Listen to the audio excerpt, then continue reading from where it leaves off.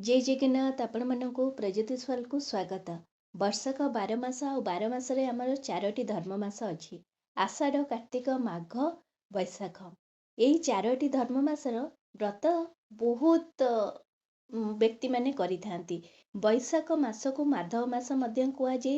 स्कंद पुराण रे बैशाख मासर महत्व बहुत अधिक रही, कारण बैशाख मास होउची अति प्रिय हरि भगवान हरिंकर। हरिंकर पूजा आउ तांकर निष्ठार सहित भक्ति सहित निष्ठार सहित पूजा कले पूर्व जन्मर पाप सहित एई जन्मर पाप जणातर हो कि अजाणतर यदि भी हो जाइथिबो ताहले से पाप धोई हो जाइथाए। मनुष्य प्रेत जोनि रे जन्म नहीं न थाए।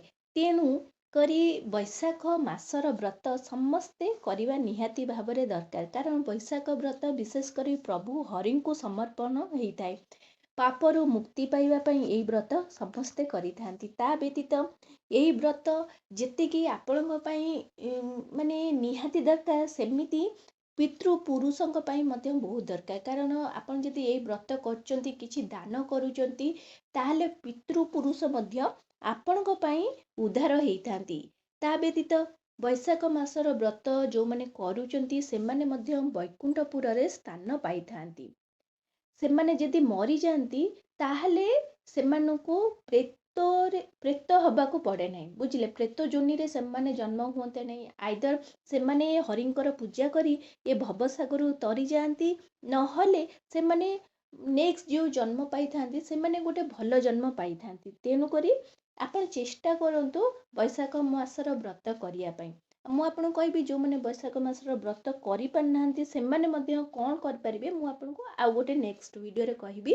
କିନ୍ତୁ ଏ ଭିଡ଼ିଓରେ ଆପଣ କହିବି ବୈଶାଖ ମାସର ବ୍ରତ ଯେଉଁମାନେ କରୁଛନ୍ତି ତାହେଲେ ସେଇ ଗୋଟେ ମାସର ବ୍ରତ କେମିତି ସେମାନେ ଭଲସେ ପାଳନ କରିବେ।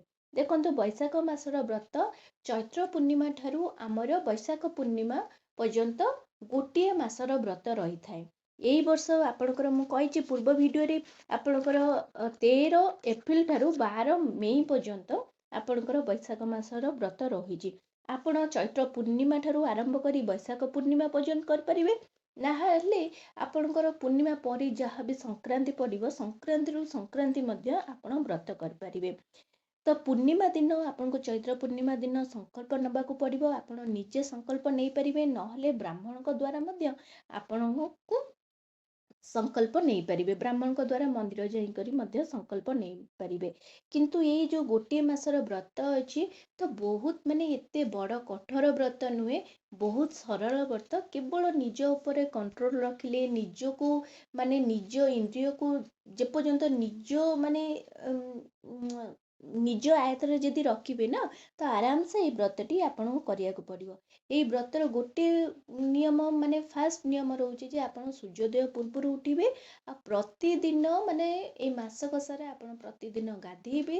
ପ୍ରତିଦିନ ଆପଣ ମୁଣ୍ଡ ଧୋଇ ଗାଧେଇବେ। ସୂର୍ଯ୍ୟୋଦୟ ପୂର୍ବରୁ ଉଠିବେ, ପ୍ରତିଦିନ ମୁଣ୍ଡ ଧୋଇ ଗାଧେଇବେ, ମାନେ ସ୍ନାନ କରିବେ। ଆପଣଙ୍କ ଯଦି ପାଖ ଆଖରେ ପୋଖରୀ ଅଛି, ନଦୀ ଅଛି, ତାହେଲେ ସେଠି ଯଦି ଆପଣ ସ୍ନାନ କରୁଛନ୍ତି ବହୁତ ଭଲ। ଯଦି ଆପଣଙ୍କୁ ଯଦି ସମୁଦ୍ର ଯଦି ପାଖରେ ଅଛି ନା, ସେଠି ଯଦି ଆପଣ ସ୍ନାନ କରୁଛନ୍ତି ତାହେଲେ ସମୁଦ୍ରରେ ସ୍ନାନ କରିବାର ପୁଣ୍ୟ କଥା ନ କହିଲେ ସେଟା ସରିବନି। ତେଣୁ ଆପଣଙ୍କ ପାଖରେ ଯଦି ସମୁଦ୍ର ଅଛି ତ ଆପଣ ସେଇଠି ଯାଇକିନା ସ୍ନାନ କରନ୍ତୁ। ଯଦି ପାଖରେ ପୋଖରୀ ନଦୀ ଅଛି ତାହେଲେ ସେଠି ଯାଇକିନା ସ୍ନାନ କରନ୍ତୁ। ତା ବ୍ୟତୀତ ଆପଣଙ୍କ ଯଦି ପାଖରେ ସେମିତି କିଛି ସୁବିଧା ନାହିଁ, ତାହେଲେ ଆପଣ ଯେମିତି ମାନେ ସ୍ନାନ କରୁଛନ୍ତି ସେମିତି ପ୍ରତିଦିନ ମୁଣ୍ଡ ଧୋଇ ଆପଣ ଗାଧେଇବେ। ତ ଗାଧେଇବା ବେଳେ ଆପଣ ଏତି ମନେ ରଖିବେ, ସେଥିରେ ଟିକେ ଗୋମୟରେ ଆପଣ ଗାଧେଇ ପାରିବେ। ଟିକେ ଗୋମୟ ଆଣିକରି, ଗୋବର ଟିକେ ଆଣିକରି ସେଇ ପାଣିରେ ପକାଇ ଆପଣ ମୁଣ୍ଡ ଧୋଇ ଗାଧେଇ ପାରିବେ। ହଳଦୀ ଟିକେ ଦେହରେ ଲଗେଇ ପାରିବେ।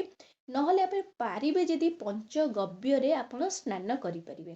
ସେଇଟା କାରଣ ପଞ୍ଚଗବ୍ୟରେ ଆପଣ ଯଦି ସ୍ନାନ କରୁଛନ୍ତି, ପ୍ରତିଦିନ ସ୍ନାନ କରୁଛନ୍ତି, ତାହେଲେ ଅକ୍ଷୟ ସ୍ୱର୍ଗ ଆପଣଙ୍କୁ ଲାଭ ରହୁଛି। ମୁଁ ଆପଣଙ୍କୁ କହିଦେଉଛି ଅକ୍ଷୟ ସ୍ୱର୍ଗ, ଆପଣ ଭାବୁଥିବେ ମୁଁ କହୁଛି, ସେମିତି ନୁହେଁ। ଆପଣଙ୍କୁ ଦେଖନ୍ତୁ, ମୁଁ ଆପଣଙ୍କୁ ବୈଶାଖ ବ୍ରତର ମାହାତ୍ମ୍ୟ ବହିରୁ ହିଁ ସୁଟ୍ କରି ଲେଖା ହେଇଛି, ସୁଟ୍ କରି ଦେଖେଇ ଦେଉଛି। ଯାହା ଲେଖା ହେଇଛି ମୁଁ ଆପଣଙ୍କୁ କହୁଛି। ଆପଣ ଯଦି ପ୍ରତିଦିନ ମୁଣ୍ଡ ଧୋଇ ପଞ୍ଚଗବ୍ୟ ହଉ କି ଗୋମୟ କି ହଳଦୀରେ ଆପଣ ସ୍ନାନ କରୁଛନ୍ତି ପ୍ରତିଦିନ ପୁରା ଗୋଟେ ମାସ, ତାହେଲେ ଆପଣଙ୍କୁ ଅକ୍ଷୟ ସ୍ୱର୍ଗ ପ୍ରାପ୍ତି ହେଇଥାଏ। ଏଇଟା ରହିଲା ସ୍ନାନ କରିବା କଥା। ତାପରେ ଆପଣ ସ୍ନାନ କରିସାରିଲା ପରେ ଯେମିତି ଘର ପୂଜା କରିବା କଥା କରିବେ, ତାପରେ ଚଉରା ପୂଜା ଯେମିତି କରିବା କଥା କରିବେ, ତା ବ୍ୟତୀତ ସୂର୍ଯ୍ୟଙ୍କୁ ଅର୍ଘ୍ୟ ଦେବେ।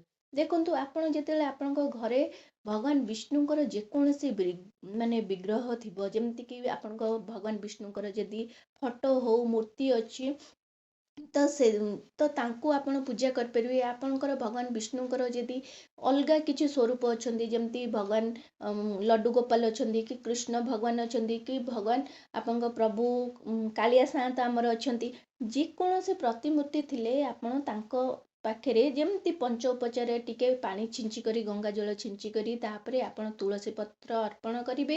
ତା ବ୍ୟତୀତ ଆପଣ ଯେମିତି ଫୁଲ, ଚନ୍ଦନ, ସିନ୍ଦୁର, ଦୀପ, ଧୂପ ନୈବେଦ୍ୟ ଦେଇ ଆପଣ ପୂଜା କରିବେ। ପଞ୍ଚ ଉପଚାର ଯେମିତି ବିଧିରେ ପୂଜା କରିବା କଥା ଆପଣ ପୂଜା କରିବେ। ଏତିକି ମନେ ରଖିବେ ଯେ ଆପଣଙ୍କ ଭଗବାନ ବିଷ୍ଣୁଙ୍କର ଭୋଗ ଆପଣ ଯାହା ବି ଲଗେଇବେ, ତ ଭୋଗରେ ତୁଳସୀ ପତ୍ର ସବୁବେଳେ ଆପଣ ଭୋଗରେ ଲଗେଇବେ। ତା ବ୍ୟତୀତ ଯାହା ବି ଏକାଦଶୀ, ମାସକରେ 2ଟି ଏକାଦଶୀ ପଡ଼ିବ, ଯେମିତିକି ଶୁକ୍ଳ ପକ୍ଷରେ ଗୋଟେ, କୃଷ୍ଣ ପକ୍ଷରେ ଗୋଟେ। ତ ସେଇ 2ଟି ଏକାଦଶୀରେ ଟିକେ ଯେମିତି ଭଗବାନଙ୍କୁ ଟିକେ ପଞ୍ଚାମୃତରେ ସ୍ନାନ କରାଇ ଦେବେ। ତ ତାଙ୍କୁ ଟିକେ ଭଲ ଭାବରେ ପୂଜା କରିବାକୁ ଚେଷ୍ଟା କରିବେ। ସେଦିନ ଆପଣ ଅନ୍ନ ଭୋଜନ କରିବେ ନାହିଁ। ଏଇ ଜିନିଷ ଆପଣଙ୍କୁ ମନେ ରଖିବାକୁ ପଡ଼ିବ। ତା ବ୍ୟତୀତ ଆପଣ ଯଦି ପ୍ରତିଦିନ ଭଗବାନ ବିଷ୍ଣୁଙ୍କୁ ମାନେ ଆପଣ କୌଣସି ଭୋଗ ମାନେ କ୍ଷୀର ଜାତୀୟ ଦ୍ରବ୍ୟରେ ଆପଣ ନିଜେ ମାନେ କ୍ଷୀର ଜାତୀୟ ଦ୍ରବ୍ୟରେ କିଛି ଭୋଗ ଆପଣ ଯଦି ଲଗାଉଛନ୍ତି, ତାହେଲେ ବହୁତ ଭଲ। ଯଦି ଭୋଗରେ ଆପଣ ପଞ୍ଚାମୃତ ବି ମାନେ ଅର୍ପଣ କରୁଛନ୍ତି, ତାହେଲେ ମାନେ ବହୁତ ଭଲ। କାରଣ ଆପଣ ବୈଶାଖ ମାହାତ୍ମା ବହି ଯଦି ପଢ଼ିବେ, ତ ସେଥିରେ ଲେଖା ହେଇଛି ଆପଣ ଯଦି ନୈବେଦ୍ୟରେ ପଞ୍ଚାମୃତ କି କ୍ଷୀର ଜାତୀୟ ଦ୍ରବ୍ୟ ଯଦି ଭଗବାନଙ୍କ ପାଖରେ ଭୋଗ ଲଗାଉଛନ୍ତି, ତାହେଲେ ସେଇ ବ୍ୟକ୍ତି ବୈକୁଣ୍ଠପୁରରେ ସ୍ଥାନ ପାଇଥାଏ। ତାପରେ ଆପଣଙ୍କ ପାଖରେ ଯଦି ଭଗବାନ ବିଷ୍ଣୁଙ୍କର ଶିଳା ଗ୍ରାମ ଅଛି, ତାହେଲେ ତାଙ୍କୁ ମଧ୍ୟ ଆପଣ ଯଦି ପୂଜା କରୁଛନ୍ତି, ତାହେଲେ ମଧ୍ୟ ବହୁତ ବହୁତ ଭଲ। ତା ବ୍ୟତୀତ ତୁଳସୀ ମାଙ୍କୁ ଆପଣ ଭଲ ଭାବରେ ପୂଜା କରିବେ, କାରଣ ମା ତୁଳସୀ ମାନେ ଭଗବାନ ବିଷ୍ଣୁଙ୍କର ଅତି ପ୍ରିୟ ହଉଛନ୍ତି ତୁଳସୀ ମା। ତ ତୁଳସୀ ମାଙ୍କୁ ମାନେ ଚଉରାଙ୍କୁ ଆପଣ ଭଲ ଭାବରେ ପୂଜା କରିବେ। ଦୀପ, ଧୂପ, ଚନ୍ଦନ, ସିନ୍ଦୁର ଯେମିତି ଦବା କଥା ଦେବେ। ଯଦି ଆପଣଙ୍କ ଘରେ ଭଗବାନ ବିଷ୍ଣୁଙ୍କର କୌଣସି ବିଗ୍ରହ ବି ନାହିଁ, ପ୍ରତିମୂର୍ତ୍ତି ନାହିଁ, ତାହେଲେ ଆପଣ ମନ୍ଦିର ଯାଇପାରିବେ। ମନ୍ଦିର ଆପଣ ପ୍ରତିଦିନ ଯେମିତି ଚନ୍ଦନ, ସିନ୍ଦୁର ଯାହା ବି ପଞ୍ଚ ଉପଚାରରେ ଆପଣ ଘରେ ଯେମିତି ପୂଜା କରିଥାନ୍ତେ, ଫୁଲ, କିଛି ଭୋଗ, ଚନ୍ଦନ, ସିନ୍ଦୁର, ଦୀପ, ଧୂପ ନେଇକରି ଯେମିତି ପୂଜା କରିବା କଥା, ତ ସେଇ ଜିନିଷ ଆପଣ ମନ୍ଦିର ନେଇକରି ବ୍ରାହ୍ମଣଙ୍କ ଦ୍ୱାରା ମଧ୍ୟ ପୂଜା କରିପାରିବେ। ଯଦି ଆପଣଙ୍କୁ ସେତିକି ସୁବିଧା ନାହିଁ, ପ୍ରତିମୂର୍ତ୍ତି ନାହିଁ, କି ମନ୍ଦିର ଆଖପାଖରେ ନାହିଁ ଭଗବାନ ବିଷ୍ଣୁଙ୍କର, ତାହେଲେ ଆପଣ କ'ଣ କରିବେ, ଓସ୍ତ ଗଛ ମୂଳେ ମଧ୍ୟ ଭଗବାନ ବିଷ୍ଣୁଙ୍କୁ ପୂଜା କରିପାରିବେ। କାରଣ ଓସ୍ତ ଗଛ ହିଁ ଭଗବାନ ବିଷ୍ଣୁଙ୍କର ସ୍ୱରୂପ। ତ ଭଗବାନ ବିଷ୍ଣୁଙ୍କର ସ୍ୱରୂପ ଯେହେତୁ ଓସ୍ତ ଗଛ, ତ ଆପଣ ଓସ୍ତ ଗଛ ମୂଳରେ ପଞ୍ଚ ଉପଚାର ବିଧିରେ ପୂଜା କରିପାରିବେ। ପ୍ରଥମେ ଜଳ ଅର୍ପଣ କରିପାରିବେ, କ୍ଷୀର ଅର୍ପଣ କରିପାରିବେ, କଞ୍ଚା କ୍ଷୀର ଅର୍ପଣ କରିବେ, ଜଳ ଅର୍ପଣ କରିପାରିବେ, କ୍ଷୀର ଅର୍ପଣ କରିବେ। ତାପରେ ଆପଣ ଗଙ୍ଗା ଜଳ ମଧ୍ୟ ଅର୍ପଣ କରିପାରିବେ। ଫୁଲ, ଚନ୍ଦନ, ସିନ୍ଦୁର, ଦୀପ, ଧୂପ ସବୁ ଅର୍ପଣ କରିବେ। ତ ଏତିକି ମନେ ରଖିବେ, ତୁଳସୀ ଗଛ ହେଉ କି ଓସ୍ତ ଗଛ ମୂଳରେ ଯେତେବେଳେ ଆପଣ ଦୀପଟିଏ ଅର୍ପଣ କରୁଛନ୍ତି, ସର୍ବଦା ମନେ ରଖିବେ ଘିଅର ଦୀପରେ ଆପଣ ପୂଜା କରିବେ। ଘିଅ ଦୀପ ପୂଜା ମାନେ ଦୀପଟି ଘିଅ ଦୀପ ହେଇଥିଲେ ବହୁତ ଶୁଭ ହେଇଥାଏ। ତା ବ୍ୟତୀତ ଆପଣ କ'ଣ କରିବେ, ଏଇ ବ୍ରତଟି ଏତି ପୂଜା କରିସାରିଲା ପରେ ଆପଣ ଦେଖନ୍ତୁ, ହରିଙ୍କୁ ଯେହେତୁ ପୂଜା କରୁଛନ୍ତି, ତ ହରଙ୍କୁ ନିହାତି ଭାବରେ ପୂଜା କରିବା ଦରକାର। ପାଖରେ ଯଦି କୌଣସି ହର ମନ୍ଦିର ଅଛି, ତାହେଲେ ହର ମନ୍ଦିର ମଧ୍ୟ ଯାଆନ୍ତୁ, ଭଗବାନ ହର ମନ୍ଦିର ଯାଆନ୍ତୁ।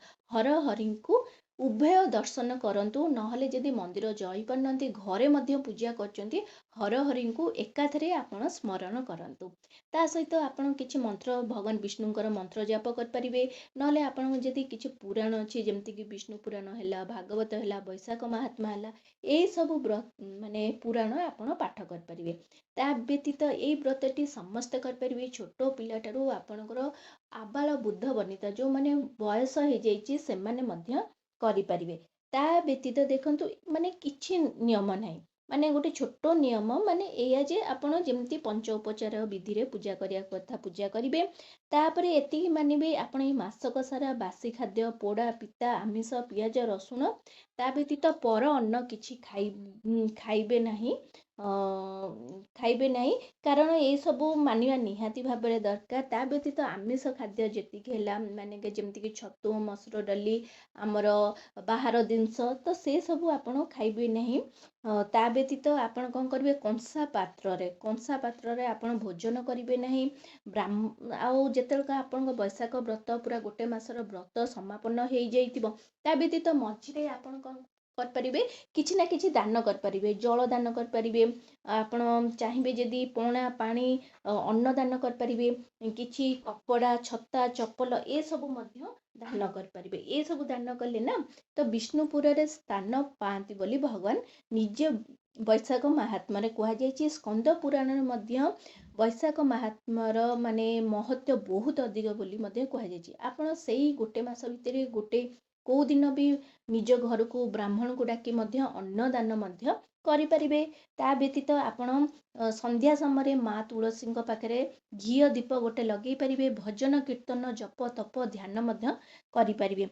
ତା ବ୍ୟତୀତ ଆପଣଙ୍କ ପାଖାପାଖି ଯଦି କିଛି ଅପୂଜା ଶିବଲିଙ୍ଗ, ମାନେ ଯେଉଁ ଶିବଲିଙ୍ଗରେ ମାନେ ପୂଜା କରୁନାହାନ୍ତି, ସେଇ ଅପୂଜା ଶିବଲିଙ୍ଗକୁ ଆପଣ ଆଣିକରି ମାନେ ସେଇ ମନ୍ଦିର ପାଖରେ କୋଉଠି ଭଲ ସ୍ଥାନରେ ଆପଣ ଯଦି ପୂଜା କରୁଛନ୍ତି, ତାହେଲେ ଆପଣଙ୍କୁ ବୈକୁଣ୍ଠ ପ୍ରାପ୍ତି ମଧ୍ୟ ହେଇଥାଏ। ତା ବ୍ୟତୀତ ଆପଣ ଫୁଲ ଛାଞ୍ଚୁଣି ରେ ଆପଣ କ'ଣ କରିବେ, ମାନେ ଆପଣ କୌଣସି ମନ୍ଦିର ଅଛି, ମାନେ ଭଗବାନ ବିଷ୍ଣୁଙ୍କ ମନ୍ଦିରରେ ଆପଣ ଫୁଲ ଛାଞ୍ଚୁଣି ଯଦି ମନ୍ଦିରକୁ ଝାଡ଼ୁ କରୁଛନ୍ତି, ତାହେଲେ ମଧ୍ୟ ଆପଣଙ୍କୁ ବୈକୁଣ୍ଠପୁର ମଧ୍ୟ ପ୍ରାପ୍ତି ହେଇଥାଏ। କେବଳ ବୈକୁଣ୍ଠପୁର ପ୍ରାପ୍ତି ହୋଇନଥାଏ, ଆପଣ ଏ ଭବସାଗରରୁ ମଧ୍ୟ ତରି ହେଇଯାଇଥାନ୍ତି।